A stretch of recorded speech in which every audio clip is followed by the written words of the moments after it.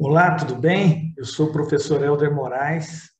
É um prazer estar aqui com vocês. Agradeço já o convite da professora Cláudia, do professor Vinícius. Sinto honrado em participar desse curso. Nós vamos falar hoje sobre a administração. Eu vou já compartilhar com vocês aqui. A ideia é falar um pouco dos princípios da administração moderna. E, nesse sentido, nós vamos expor aqui, primeiro, cronologicamente, uma versão de como as coisas aconteceram, sob o ponto de vista das teorias, e depois a gente vai caminhando e conversando um pouco mais sobre isso. Eu vou me apresentar. Eu sou o professor Helder Moraes. Então, aí o slide para vocês, tela inteira.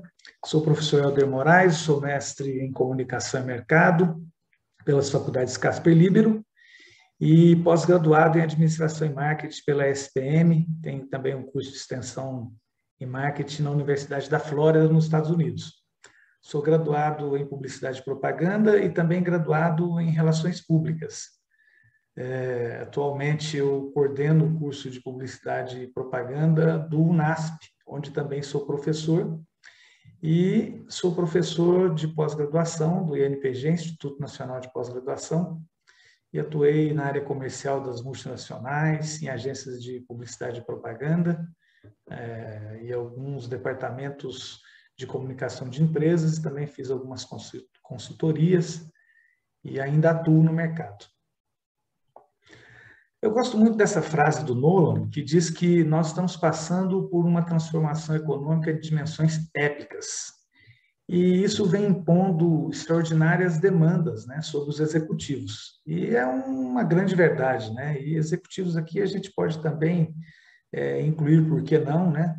Os professores, a parte acadêmica, a administração pública, e talvez também a parte de autônomo, né? Aqueles que trabalham na área econômica, mas o fato é que essas transformações, elas criam a necessidade de novos princípios gerenciais. Isso está se tornando aparente, né? E as novas tecnologias e as estruturas não bastam. Nós temos que também levar em consideração a preparação do homem, a qualificação, né? Então, eu vou começar dizendo que a gestão moderna, ela aconteceu logo depois da Revolução Industrial, e o Frederick Taylor já defendia o abandono daquelas práticas antigas. O que eram as práticas antigas? Eram práticas onde o funcionário ele era tratado quase que como um semi-escravo, né? Ou era um semi-escravo, porque ele dormia no trabalho, ele não tinha um salário compatível, ele não tinha uma assistência. Então, esta proposta de Frederick Taylor é de abandonar esse sistema e já começar uma gestão, mesmo que de maneira empírica, apoiando em questão de divisão de trabalho, né? Como depois Adam Smith colocou, que garante a cada trabalhador que se torne cada vez mais qualificado na repetição das tarefas. E aí isso provavelmente deixaria o trabalhador e a situação de produção mais eficiente, portanto, ele seria mais produtivo, né? Nós temos também aspectos psicológicos, sociológicos, que foi colocado pela teoria de Maslow, onde nós temos uma estrutura organizacional com interface entre os departamentos que traria uma satisfação.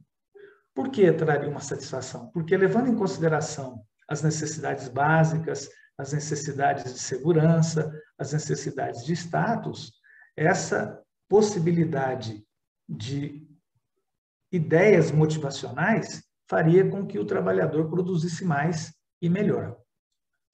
Também, nessa época ainda, caminhando um pouco mais, nós tivemos salários justos por um dia de trabalho justo, que é uma metodologia denominada trabalho em equipe, onde a colaboração resultante dos funcionários torna-se agora um pouco mais apreciado, é mais valorizado essa questão de equipe. E a teoria da gestão científica, que forçar as pessoas ao trabalho duro não é a melhor maneira. Então, a gente, nesse momento, se desliga daquela máxima de que o funcionário tinha que trabalhar, mesmo que fosse embaixo de as duras penas, né, embaixo de ordens duras, para justamente simplificar as tarefas e aumentar a produtividade em resultado dessa gestão científica. A gestão científica mostra justamente que para otimizar melhor os resultados, era uma maneira possível era simplificar as tarefas para aumentar a produtividade. E aí nós temos a teoria da administração de sistema, o próprio nome já fala, né? Composta por uma ampla variedade de elementos e, de maneira equilibrada, faz com que essa engrenagem funcione de uma maneira excelente, né? Eu estou aqui, então, retomando algumas teorias desde lá, pós-revolução industrial, e mostrando para vocês o caminhar desta administração moderna, né? E aí nós temos também os componentes fundamentais, que num trabalho é necessário que haja sinergia, relacionamento e dependência entre os diferentes sistemas, né? Nós temos também uma questão de departamental, que fora o departamento em si, fisicamente falando, os grupos de trabalhos, que têm essa intersecção. Por isso que nós temos, então, aqui os componentes fundamentais: sinergia, relacionamento, dependência entre os diferentes sistemas, né, que eles são interligados, como parte mais importante da empresa. E essa parte mais importante da empresa se complementa com os trabalhadores. Sem eles, obviamente, que a empresa não existe, né? Aqui a teoria da gestão de contingência, que é uma teoria onde nenhuma abordagem de gerenciamento se adapta a todas as organizações. Por quê? Porque cada empresa tem as suas particularidades. Também os funcionários, em determinado momento, têm mais habilidade para um tipo de produção do que para outra, né? Então, nesta teoria, que é a gestão da contingência, se dá que os fatores externos e internos afetarão a abordagem de gerenciamento escolhida, porque nenhuma empresa é igual a outra. Portanto, nenhum tipo de teoria que serve para uma empresa servirá integralmente para outra. Há de haver uma adaptação. E aqui os princípios e ferramentas: a estandardização, a especialização de tarefas e funções e o alinhamento do alvo. Estandardização, o próprio nome já dá para a gente matar a charada, né? É minimizar as variações dos padrões. Tanto na entrada quanto na saída, os métodos de trabalho, eles devem ser estandardizados, ou seja, eles devem ser nivelados. O objetivo aqui é construir uma economia de escala, com bastante eficiência, com qualidade, confiabilidade. Então, se você conseguir fazer essa intersecção de uma maneira estandardizada, ou seja, de uma maneira uniforme, você terá esse benefício da eficiência, da qualidade e da confiabilidade. A especialização das tarefas e funções. Agrupar atividades semelhantes, né, para que as unidades organizacionais se reduzam em termos de complexidade. Elas deixam de ser tão complexas a partir do momento que você agrupe por atividades. Aqui, a grosso modo falando, né, um departamento que cuida só de formatar o papelão que vai entrar na máquina para fazer a embalagem. Outro departamento que cuida só da impressão que vai para o rótulo da caixa. Fazendo esse agrupamento, a complexidade, ela deixa de ser tão grande que desacelere o aprendizado. Pelo contrário, né? Quando você tem esse grupo de atividades, você consegue acelerar o aprendizado e tornar o funcionário mais eficiente. E o alinhamento do alvo, que são metas claras, metas que têm uma pavimentação, as metas, digamos assim, de alicerces, depois as metas secundárias, né? e depois você tem as outras metas a serem seguidas, porque nenhuma meta é conseguida de maneira direta. Você tem que ter uma escala, degraus, para conseguir essas metas, né? E, por fim, as métricas do suporte, ou seja, como avaliar, como elas foram, se alcançaram ou não. E aí a gente precisa também certificar de que os esforços individuais, eles estão indo ao encontro dessas metas. Se cada um comprar a ideia de bater essa meta, é bem possível que você está remando todos para a mesma direção.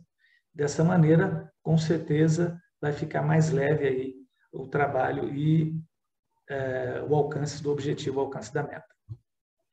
Outros princípios e ferramentas da administração moderna é a hierarquia, a planificação e controle e as recompensas. Você precisa, como administrador, pensar numa pirâmide de autoridade, que é exatamente a hierarquia. Essa pirâmide, ela deve manter um controle sobre os escopos da operação.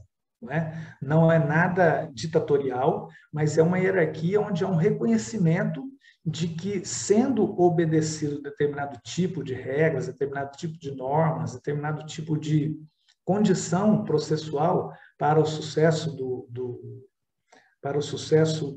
da produção, com certeza terá mais condições de ter um limite de controle, ter uma condição de organização, né? E a planificação e controle. Tudo o que se faz tem de haver um planejamento orçamentário, tem de haver um agendamento de tarefas, né? O acompanhamento e a correção, se for o caso, no meio do trajeto, mudar o leme, mudar o destino do navio, né? Mudar a rota, a direção, e isso é possível. Mas tem de haver também uma regularidade nessas mudanças, mesmo com possibilidade, né? E uma previsibilidade nas operações, senão fica tudo muito solto e pouco controlável. E tudo isso baseado nos planos, nos planejamentos, tanto os planejamentos organizacionais quanto os estratégicos, né? E até os financeiros. E princípios e ferramentas também com relação às recompensas. O que é uma recompensa para um funcionário? O que são fornecidos ou fornecidas aos indivíduos e às equipes para que eles alcancem os resultados específicos, né? Que tipo de motivação? Como que a gente pode garantir essa conformidade nos padrões, em termos de política, em termos de incentivos, em termos de aprendizado? Em contrapartida disso, nós temos a resposta do mercado. E aqui eu trouxe um resumo da comunicação mercadológica, que geralmente gera vendas, né? Na verdade, se a gente for aqui ser bem sincero, a gente está falando aqui de um resumo das vendas no Brasil, desde os anos 70 até os anos 2020. Aqui está 2010, mas até os anos de 2020. Eu vou só pegar uma aguinha aqui para mim, porque já estou ficando com a boca seca, tá bom? Só um momentinho, vou pegar uma água.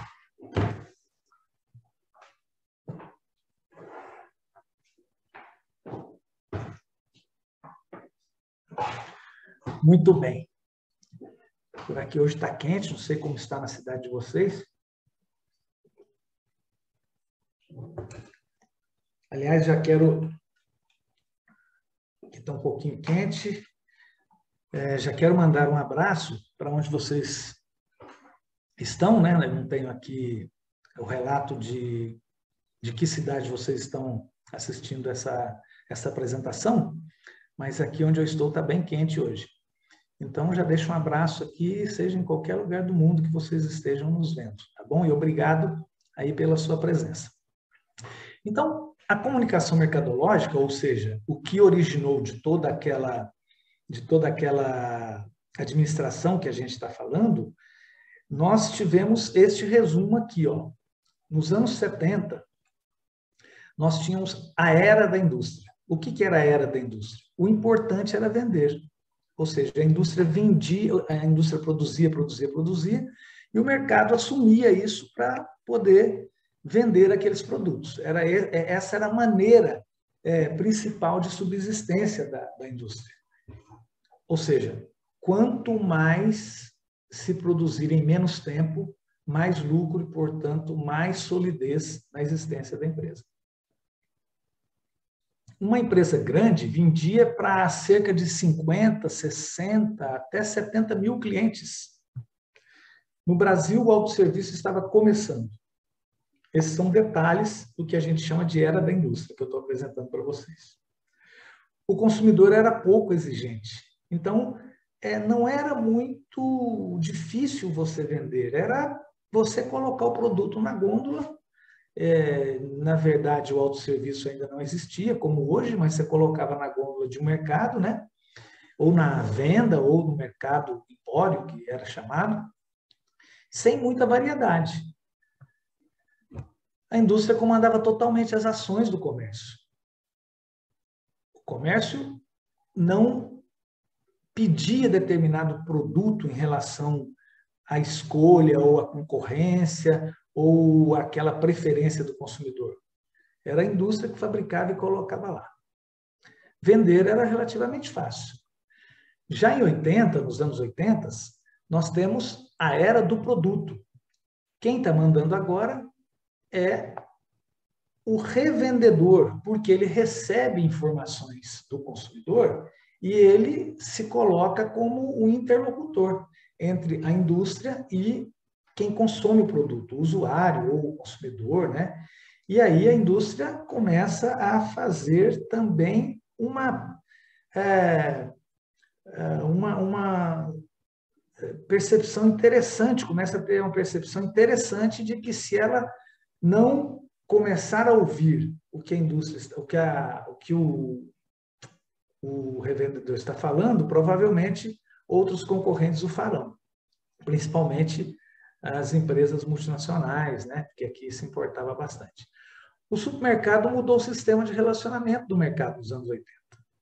Variedade de produtos oferecidos nas gôndolas, consumidor bem informado. Departamento de marketing fica forte nesse momento, porque a concorrência começa a aumentar. Antes disso, o departamento de marketing ele nem figurava no organograma da empresa. Então, o departamento de marketing começa a ficar, digamos assim, não importante, mas começa a ter destaque no organograma da empresa. Vender começa a ficar mais difícil. Nos anos 90, chega a era do consumidor. A era do consumidor traz um consumidor muito bem informado, traz um consumidor que já se preocupa em queixar-se da qualidade, da validade do produto, que até então pouco era levado em consideração. Inclusive produtos comestíveis, produtos de consumo para alimentação. Não tinha muito uma preocupação de validade do produto, não. Mas nessa era começou a ter.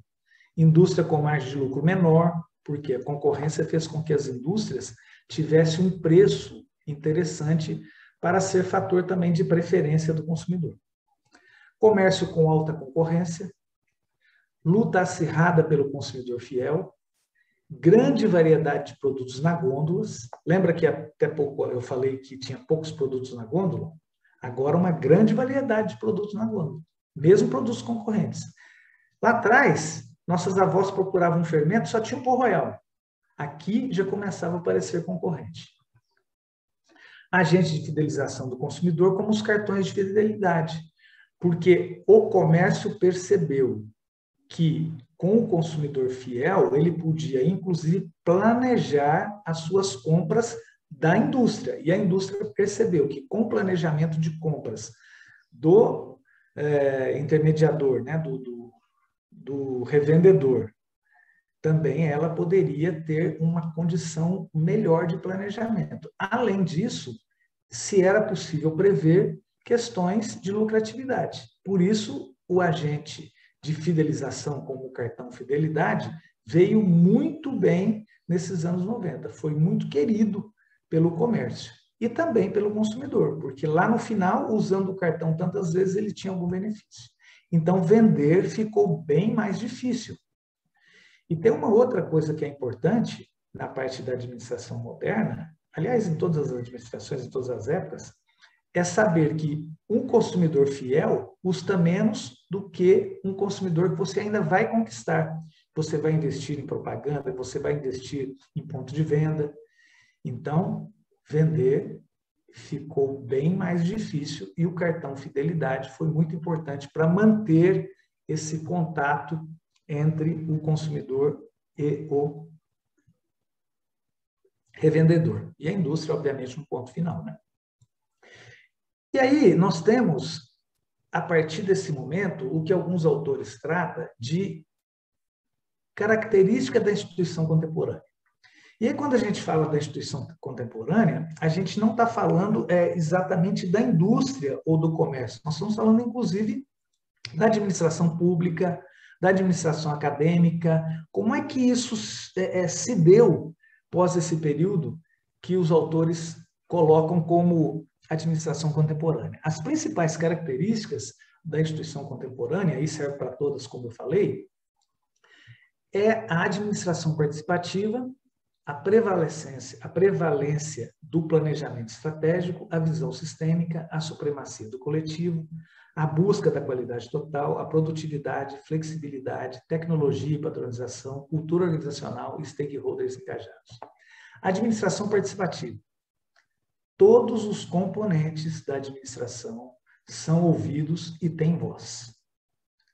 Prevalência do planejamento estratégico.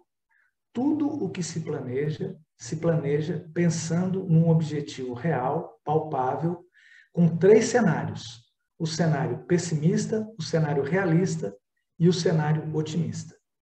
O planejamento estratégico é muito importante, principalmente quanto mais acirrada for a concorrência. A visão sistêmica, que é a visão que retrata bem aqui o que está nessa figura. Todos interligados em rede, todos eles com uma interdependência em termos departamentais, em termos de cadeia mercadológica, né? Desde a matéria-prima até o produto final, até o revendedor, até o consumidor e até o descarte das embalagens ou de partes do produto. A busca da qualidade total. Então, a visão sistêmica trouxe a supremacia do coletivo. A supremacia do coletivo, eu tinha pulado aqui, é justamente esta conexão possível para que essa rede de interferências funcione. A busca da qualidade total, óbvio, né? Passou a ser pré-requisito nesse novo modelo. A produtividade, coisas que lá atrás já se buscava, né? Através de Taylor, através de Fayol, do próprio Fordismo, onde quanto mais rápido se fizesse o produto durante o dia ou no final do dia, teria uma quantidade maior de produtos a ser vendido. Então, a produtividade é importante desde aquela época. Agora que é a produtividade com qualidade, com supremacia do coletivo, visão sistêmica, prevalecente do planejamento estratégico e administração participativa. Tá? Percebe que é uma sequência aí. E a flexibilidade. Por que a flexibilidade? Porque o mercado é muito dinâmico. Vocês vão ver mais para frente, quando eu entrar na parte mercadológica atual, o dinamismo que é com a interferência da internet, com a interferência da digitalização ou do digital no mercado. A tecnologia e padronização, claro, né? A padronização, lá atrás nós já estudamos que é importante para a uniformidade do processo e, obviamente, a qualidade do que se é feito. A cultura organizacional, ou seja, como é que a empresa trata seus funcionários, como que ela cuida dos seus funcionários, como que os funcionários veem a marca, como que os funcionários entendem o processo de relacionamento ou de interrelacionamento dos públicos interno, externo, misto, né? E os stakeholders engajados. Stakeholders são aqueles que têm uma relação com a empresa, não necessariamente comercial, mas que têm uma relação de importância quando eles falam sobre o assunto, né? Ou porque tecnicamente são entendidos, ou porque é uma pessoa de respeito na sociedade, ou porque tem uma relação direta com aquilo que influencia, seja no macroambiente ou no microambiente. Os políticos, por exemplo, né? No público menor, no microambiente, os fornecedores e assim sucessivamente. Bom, por conta disso, nós temos um novo tipo de administração, uma nova maneira de encarar essa administração e que no mercado gera algumas mudanças também. Por isso que no ano 2000 a gente tem a era do serviço, com a alta tecnologia, com a velocidade da informação, como jamais houve. Essa informação globalizada, ele deixa o produto internacionalizado. E por conta de um produto internacionalizado, é possível que haja uma heterogeneização dos pedidos, das preferências e do público. E, portanto, uma personalização é necessária. Veja que interessante essa sequência de coisas, porque muda completamente o conceito de administração aqui. Percepção de valor agregado via a tecnologia. Indústrias altamente automatizadas, migração da mão de obra da indústria para o setor de serviços. O que nós temos aqui? Nós temos o aumento de funcionários autônomos, funcionários que prestam serviço a fim de participar nessa sociedade industrial de maneira a ter autonomia, de poder produzir seu próprio negócio, seu próprio produto, tomar conta do seu próprio negócio, prestar serviços.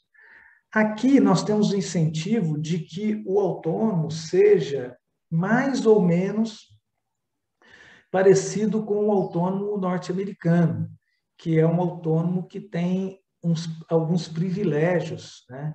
Mas nós não temos aqui organizado, pelo menos nas questões políticas, econômicas, como esse cara vai sobreviver depois. Ele não tem aposentadoria, ele não tem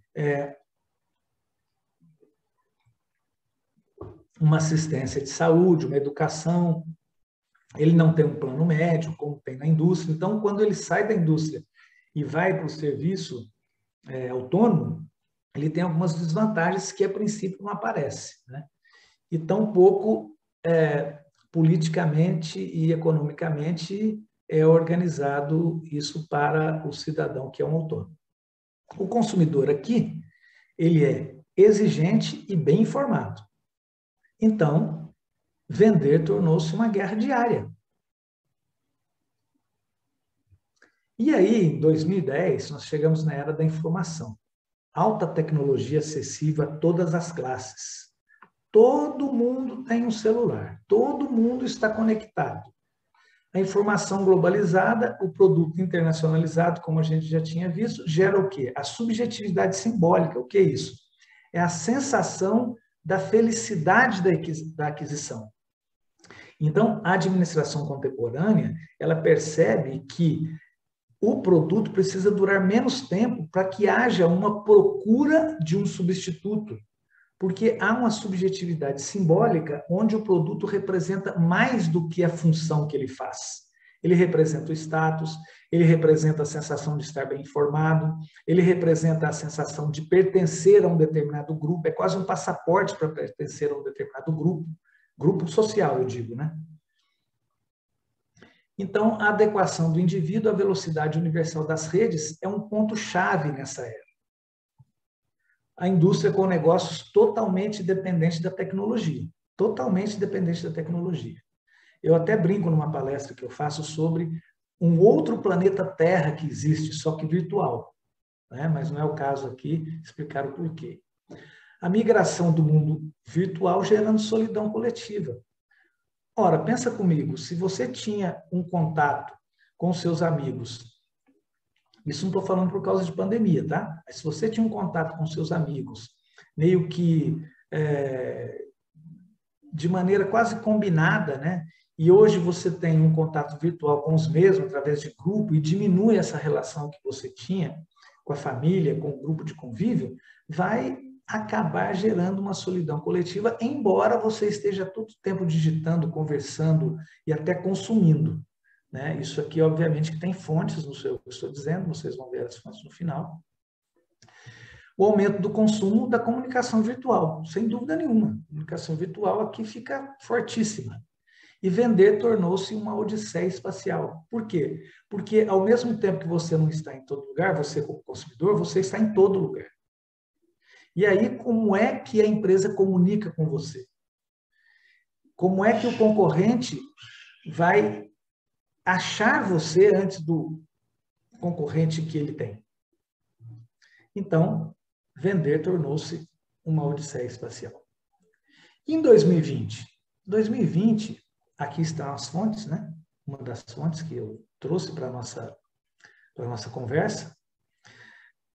Como é que nós vamos relacionar a administração contemporânea, pós-moderna, ou administração moderna desse ano, e aí os autores eles trocam esses termos, não há necessariamente um marco cronológico, alguns autores ainda chamam de administração moderna, outros de administração contemporânea, enfim. Tanto para a instituição acadêmica, quanto para a empresa privada, e quanto para o poder público, a era da obsolescência é porque tudo é muito rápido, tudo fica obsoleto rapidamente. A velocidade das interfaces é o mais importante. O que interessa aqui é a velocidade com que você reage. Reage com as respostas, reage com as possibilidades, a liquidez dos relacionamentos com as coisas. As coisas ficam muito obsoletas. Até as amizades, muitas vezes, ficam muito rápidas. Infelizmente, os relacionamentos também acabam passando por essa liquidez, como já dizia Bauman, né? Perda da identidade individual. Isso aqui é uma coisa muito característica do Facebook da vida, né? Porque você acaba, de certa maneira, até inconsciente, imitando tudo que se faz e perdendo um pouco da identidade individual. Por outros motivos também. Tudo isto na era da obsolescência. Novas infraestruturas no comércio, menos estoque e mais virtual. Veja, Netshoes, que vocês conhecem, Netshoes não fabrica. O Netshoes não existe fisicamente falando.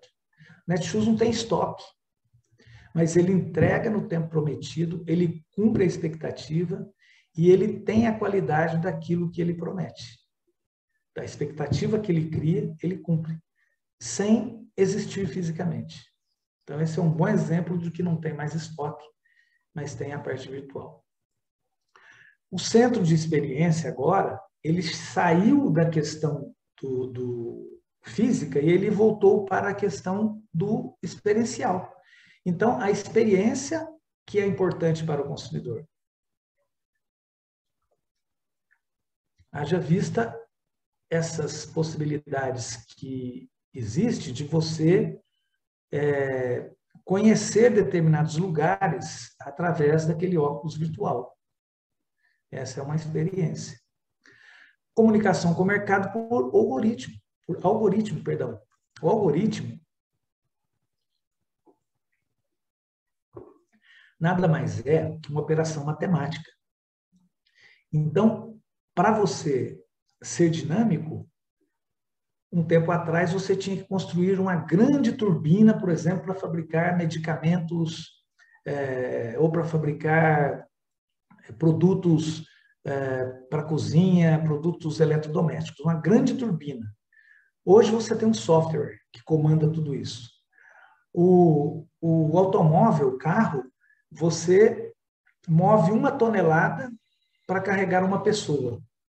Então, isso tudo foi substituído por uma possibilidade virtual. E tudo fica obsoleto rapidamente. Daqui a pouquinho, essa obsolescência e essa troca do físico pelo algoritmo, nós vamos ver aqui um exemplo mais para frente. Então, tudo fica muito obsoleto. Veja, aqui eu trago justamente um pequeno resumo do que a gente falou até agora. Na sociedade industrial, nós temos instituições simples, controláveis, previsíveis lentas e estáveis. E na sociedade do conhecimento, nós temos indivíduos complexos, fora de controle, imprevisíveis, transparentes, rápido e dinâmico, e também instáveis. Se você acompanhar esse fluxo aqui como se fosse aquela linha do coração, né, quando ele está fazendo o exame, você vai ver que na sociedade industrial a gente tem o quê? Uma linha, embora seja com altos e baixos, bem mais equânime, bem mais plana do que na sociedade do conhecimento. Olha a sociedade do conhecimento, que coisa nervosa, que altos e baixos numa certa quantidade. Aqui nós temos a sociedade do conhecimento. A fonte está aqui embaixo. E aí nós temos, então, a corporação virtual. E o que essa corporação virtual, dentro do contexto de administração, o que ela propõe responder? Ela tem que responder à integração de todas as inovações no modelo de administração que se desenvolveram ao longo das últimas décadas em diferentes países e são reforçadas pelo processamento de informações em tempo real. Não é possível mais pedirmos um espera aí, dá um tempo. Não é possível mais. Nós temos agora que responder rapidamente. Este modelo de gestão só se tornou possível graças à utilização de novas tecnologias e à crescente valorização do potencial humano. Então, a administração contemporânea, ela tem que trabalhar, ela tem que assumir, ela tem que reagir mediante essas condições. Porque a administração contemporânea, ela trabalha com a corporação virtual. As pressões geradas pela crescente conscientização e exigência do público, a reclamação do público é instantânea. Em um segundo, a rede mundial de computadores registra uma reclamação do consumidor. O acirramento das concorrências, né? Todos os setores da economia, através de respostas mais ágeis, como eu falei, maior eficiência, flexibilidade, redução de custos, atendimento às expectativas, respostas plausíveis. Não adianta correr, não. Se você quiser administrar uma corporação virtual, os alicerces básicos são esses. E qual que é o novo paradigma? O novo paradigma é a agilidade. Agilidade de que maneira? Equilibrar a estabilidade e o dinamismo. Essas duas palavras são formas com que as organizações devem se mediar, se objetivar, ou seja, estabilidade e dinamismo. Área de conforto quase não existe. O velho paradigma, como eu já citei, são as ideias de Ford, Taylor, Kent, né? Que ali por 1911 a 2011 se determinou como o século da gestão, porque os modelos eram de máquinas. E agora a gente encontra um paradigma da máquina mudando em face do desafio organizacional. Por quê? Porque houve uma revolução digital. Essa revolução digital, ela traz alguns softwares que faz todo aquele processamento que era feito de maneira humana ou de maneira mecânica. E aí nós temos a transformação da indústria, das economias e das sociedades. A fonte está embaixo. Os dados invadiram todas as funções de negócio. Negócio acadêmico, privado, público, relacionamento. O fator importante da produção, juntamente com o trabalho e capital, é ou são os dados. Em 2020, nós tínhamos, como vocês podem ver aí nos quadradinhos aí, na ilustração, em 2020 nós tivemos 44 trilhões de gigabytes de dados disponíveis. 44 trilhões. 10 vezes mais do que foi gerado em 2013. Os dados indicam as tendências de comportamento, padrões que podem aumentar a competitividade das empresas, uma série de fatores. Apenas 5% desses dados foram aproveitados. Muito impressionante esses números, né? Ou seja, há dados que ainda estão disponíveis e que não foram apresentados, que não foram aproveitados, perdão.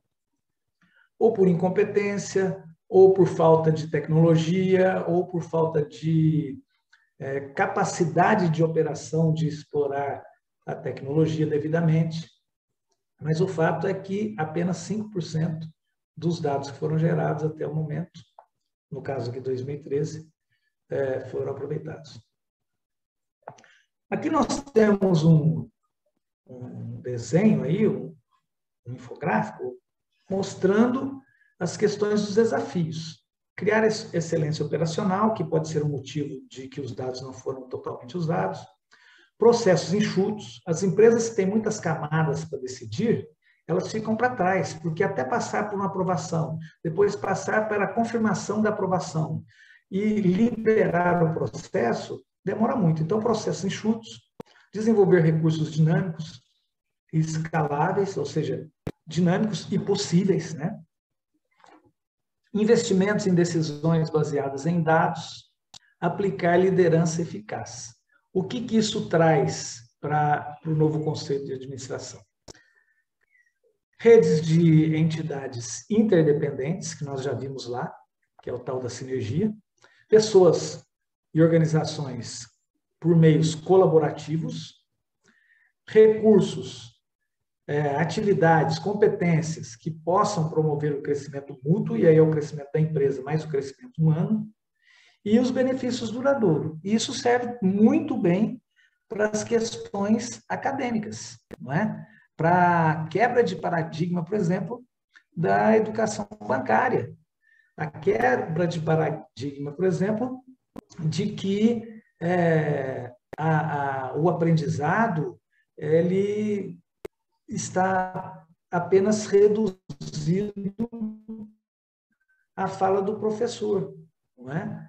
É claro que é super importante, e é claro que é o que é mais importante, mas há de haver uma possibilidade de andar uma próxima milha com autonomia, e essa autonomia vem através de questões digitais também.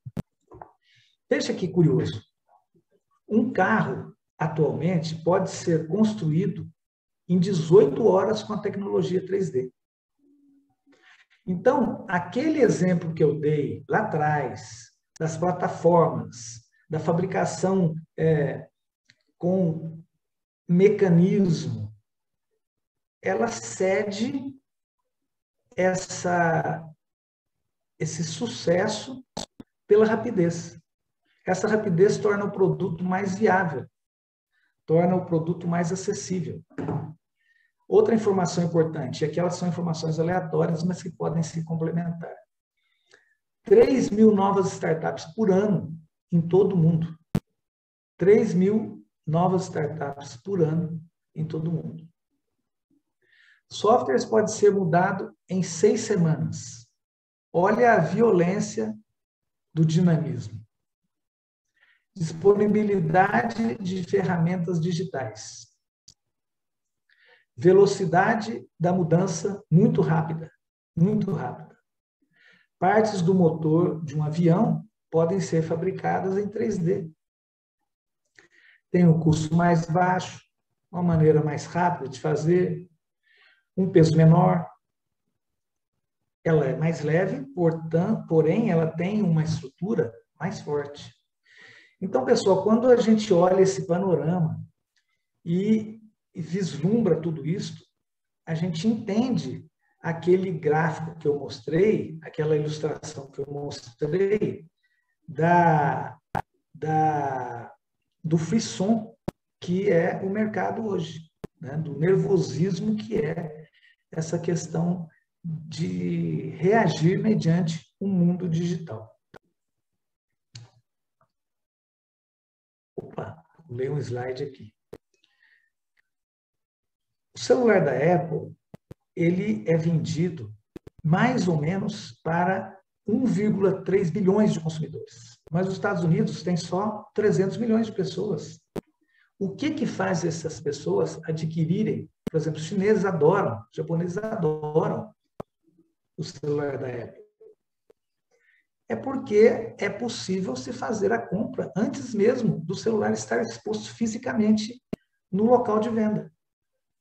Então, qual é a sugestão? Seja um disruptor e não o que sofre a disrupção. A empresa tradicional conhece o cliente, mas não conhece os dados. E a empresa digital conhece os dados. Então, tenta fazer o encontro das duas. Administre, faça a sua gestão pensando nisso. Em todas as camadas da sociedade. Encontre clientes e as orientações digitais para cada um deles e conecte-os. Só assim é possível sobreviver na concorrência de hoje. E aqui comprova tudo isso que nós estamos conversando, que são empresas, instituições, negócios que sobrevivem através do corporativismo digital, que era um dos itens que estava na nossa ementa para essa conversa hoje com vocês. Uber. O Uber, ele conseguiu um equilíbrio das relações de trabalho e de negócio. O BlaBlaCar, 60 milhões de membros em 22 países. Quando eu estava fazendo essa pesquisa aqui para montar a apresentação, eu encontrei o Couchsurfing. O que é o Couchsurfing? É a ponte entre os turistas que desejam hospedagens grátis.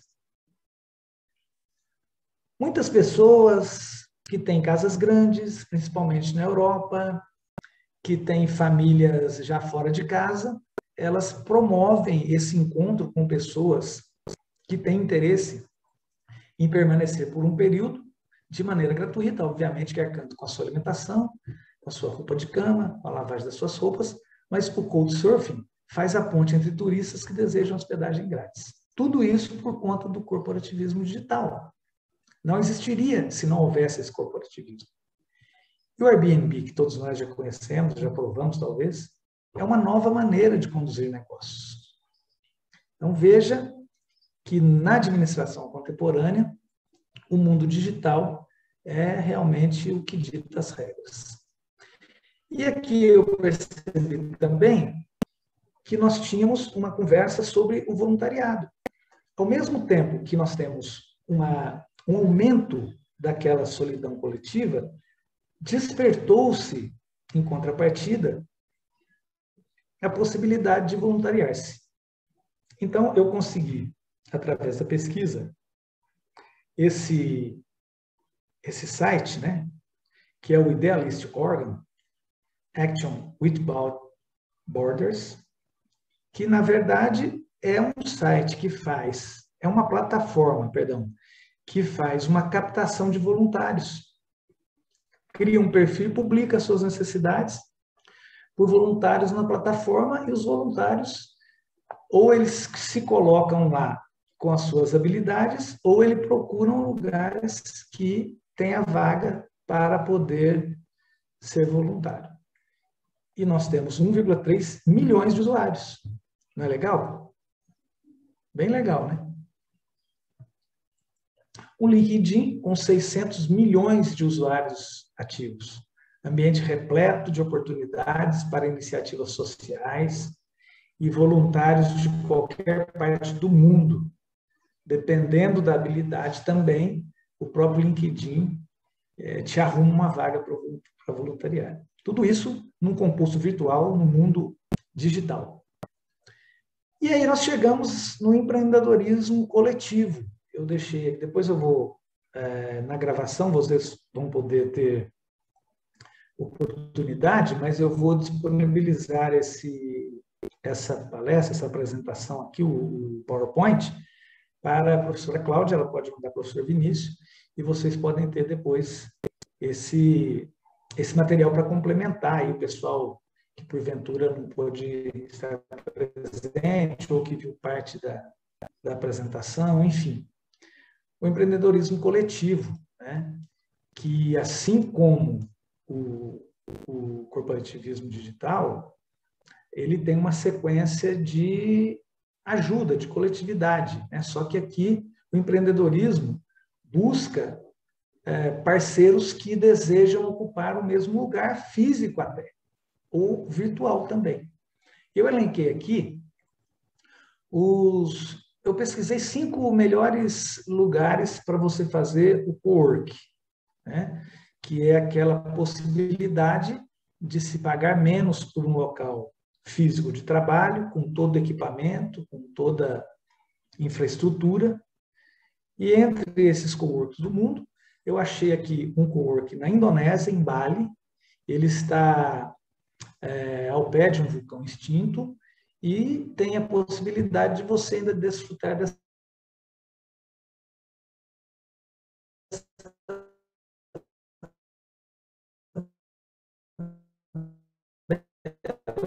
paisagem, que é um arrozal.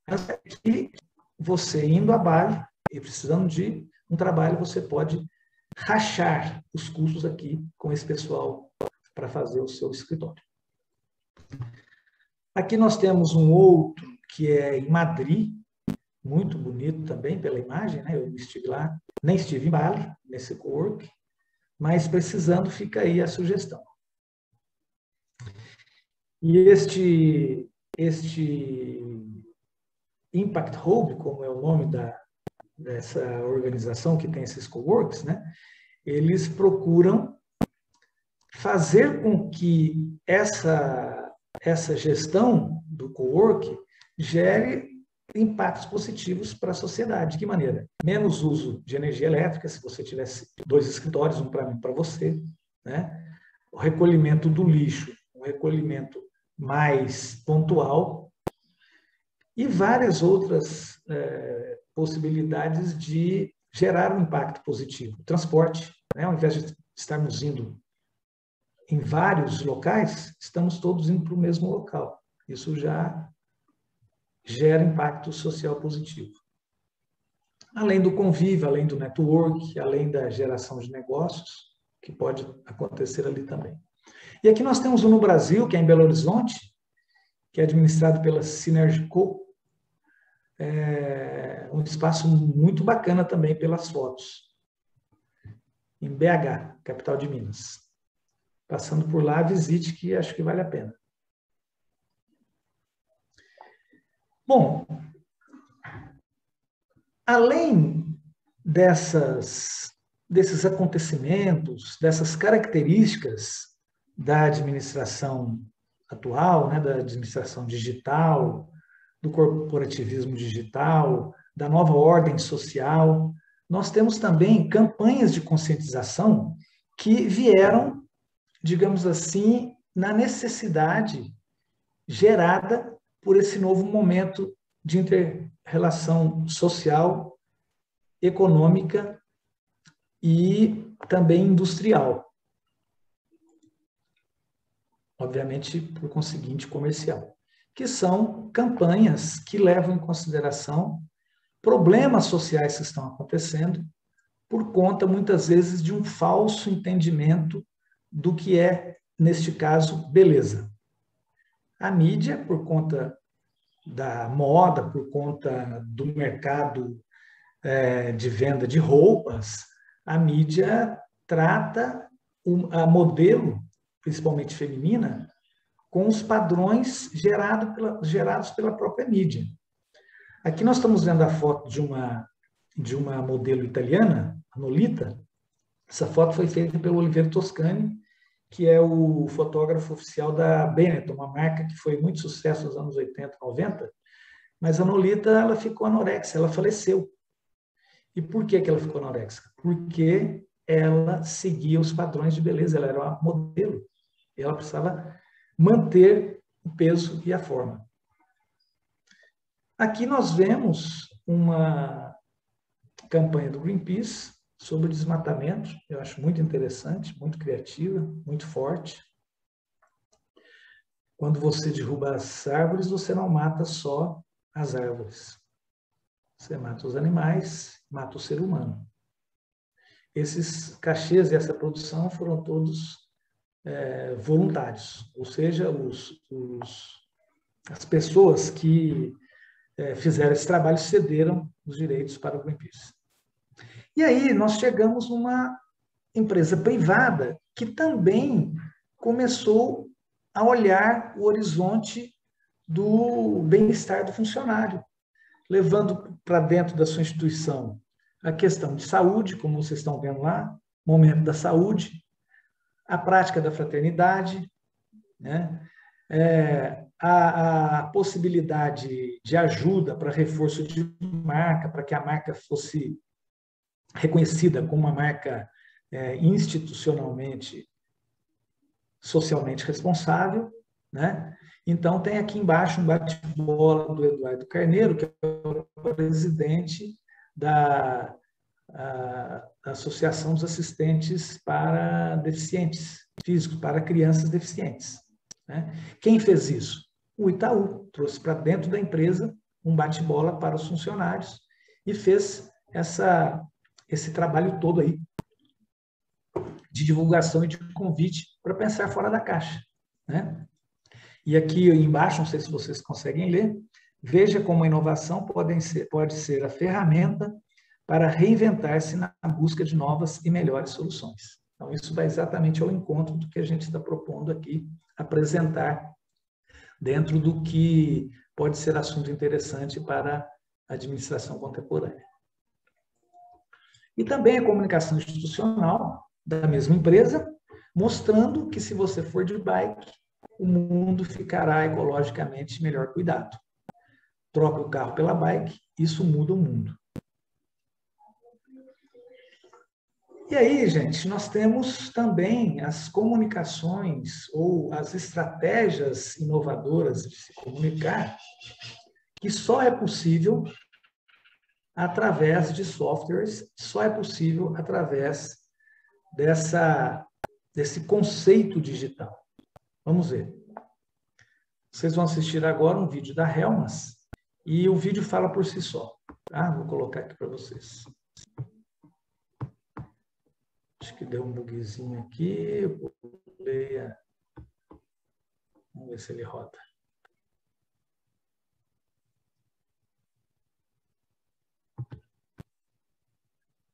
Espera aí que eu vou voltar aqui para que vocês não percam nada, tá? Pronto.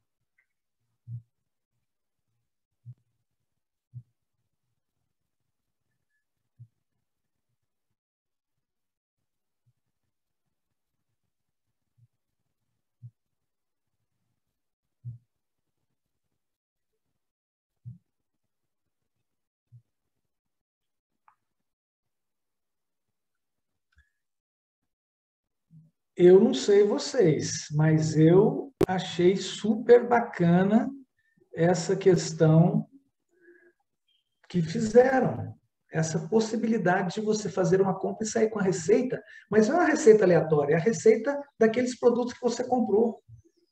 De novo, isso só foi possível por causa do software.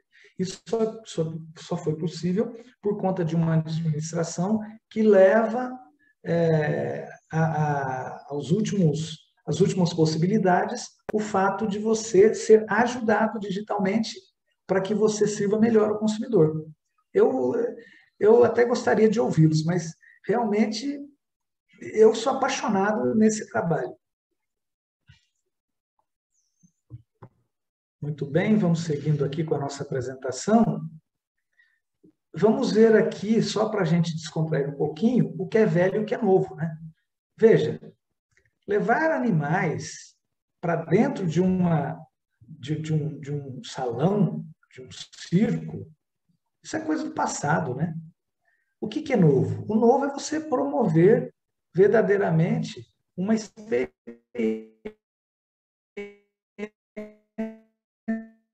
interessante, uma experiência do corpo ao extremo, que promova uma experiência única de visualização. Então, os velhos paradigmas são novos produtos. Ah, eu lancei um novo produto. Cara, isso já é passado. Ah, vou atribuir cores diferentes, manter as coisas como estão, só dá um tapa. Velhos paradigmas de inovação. A inovação verdadeira, a inovação conceitual, são novas experiências. Tem até uma loja em São Paulo, não sei se ainda existe, que para vender tênis colocou um colchão de ar para as pessoas sentirem, ao entrar na loja, a maciez de determinado tênis. Então, tinha lá tênis para correr, uma determinada calibragem nesse colchão de ar. Tênis para caminhar, outra determinada calibragem. De acordo com a necessidade ou desejo do consumidor, ele andava por sobre um colchão que era, digamos assim, exemplo do que ele teria na sensação de usar o tênis. Então, isso sim é surpreender. E os mobile phones, né, que passaram a ser um instrumento midiático muito importante. Aqui nós temos informações um pouco já, digamos, ultrapassadas, de 2016, mas são dados interessantíssimos, né? Vocês podem ver na tela aí. E o que eu trouxe para vocês sobre os mobile phones é a relação de uso dele com a possibilidade mercadológica. Além das compras que a gente faz pelo iFood, nós temos as propagandas do celular, mas temos uma coisa muito interessante, que é muito particular, que é o cardápio móvel. Né? É uma mídia onde você pode, ao invés de usar como mídia, usar como uma nova tecnologia. Para quê? Para trazer conteúdos exclusivos que você pode utilizar no seu aplicativo, inclusive dizendo quais os pratos que tem quando você passa perto de um restaurante que tem a comida que você gosta. Como assim? Através de um aplicativo que o restaurante compra, coloca à disposição e você conecta, e quando você estiver viajando, Maceió, Belo Horizonte, Porto Alegre, Muzambinho, Poços de Caldas, você passa perto do restaurante que tem aquele cardápio que você gosta, peixe, por exemplo.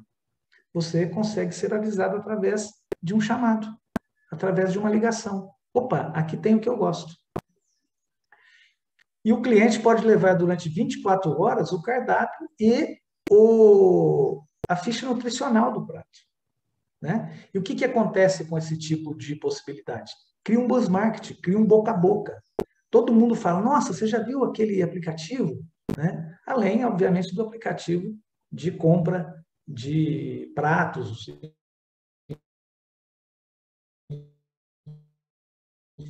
enfim, o iFood, assim sucessivamente. Né?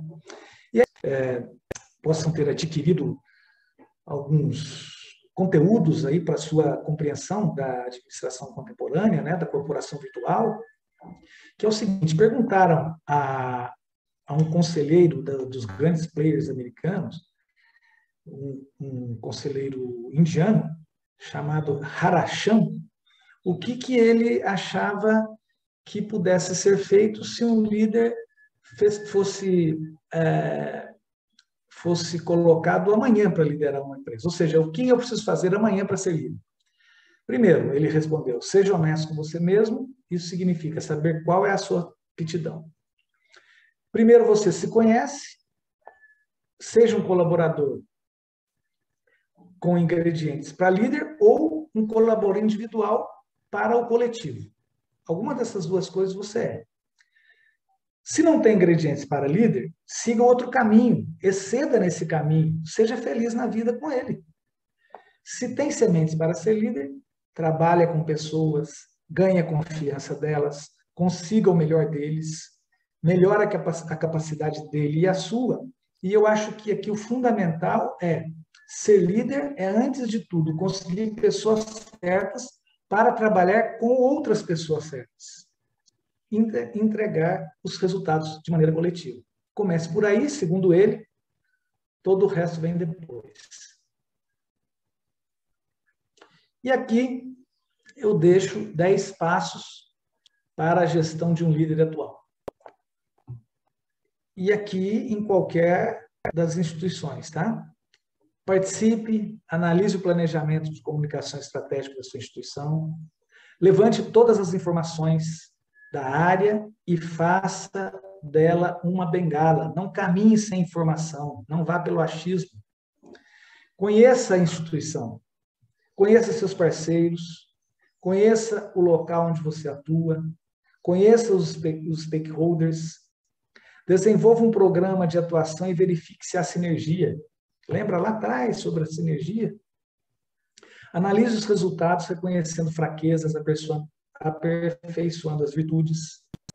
Tente fazer dessa receitinha uma receita possível e uma receita execuível. Não faça uma camisa de força dela, mas leve em consideração. Cative seus parceiros, faça com que eles fiquem comprometidos com a meta, comprometidos com o bem-estar. Pratique sempre a gestão da comunicação andando pelas ruas. A verdade está nas ruas, na boca, nos ouvidos dos interlocutores. Execute as metas, fazendo acontecer o que está planejado. Seja um militante da estratégia ou então mude a sua estratégia. Porque não vai funcionar, você não vai ser feliz se você perceber que a estratégia não está de acordo ou se você não está de acordo com a estratégia. É claro que tudo isso dentro de um composto possível, dentro da empregabilidade, dentro da situação econômica do momento, dentro das análises do macro e do microambiente, né? Não adianta sair por aí também derrubando portas e depois passar fome. E tampouco não obter resultado naquilo que você faz, seja ensinando para o seu aluno, seja produzindo conteúdos, seja trabalhando numa empresa, né? Comprometa-se com as metas da instituição. Okay? Inclusive da instituição Brasil, desse grande país que precisa muito de gente que entende essas questões, das quais são fontes principais para a viabilização do sucesso dessa grande nação. Eu deixo aqui os endereços que eu pesquisei, além daqueles que estão nas transparências. Perdão, além da transparência, quando eu comecei a dar aula, eu utilizava transparência. Além daqueles que a Cláudia deve lembrar. Além daqueles que estão nos slides. E eu deixo aqui também o meu endereço pessoal, meu telefone. Fiquem à vontade para entrar em contato. Espero que eu tenha ajudado vocês a compreender um pouquinho, né, todo esse arsenal de informações, conhecimentos, viabilidades. E fico à disposição. Estou sempre apto aí a colaborar. Estou sempre curtindo esses convites para participar com vocês de um novo aprendizado nesse curso, participar aí trazendo alguma coisa, ou discutindo, ou simplesmente ouvindo vocês. Grande abraço, foi um prazer estar aqui. Até qualquer outra hora. Valeu!